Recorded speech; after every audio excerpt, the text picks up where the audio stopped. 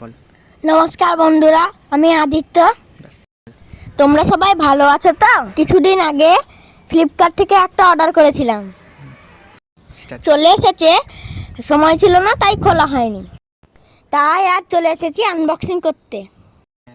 ওই যে ওইটা আমার দাদুর হাত আমাকে সাহায্য করার চেষ্টা করছে, কিন্তু আমি নিজেই খুলবো কারণ আমি ভিডিও বানাচ্ছি।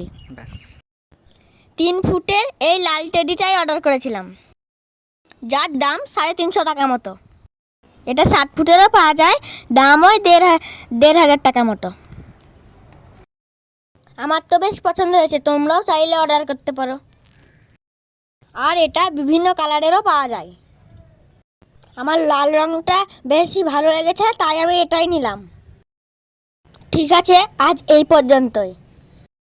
ততক্ষণ সবাই ভালো থেকো।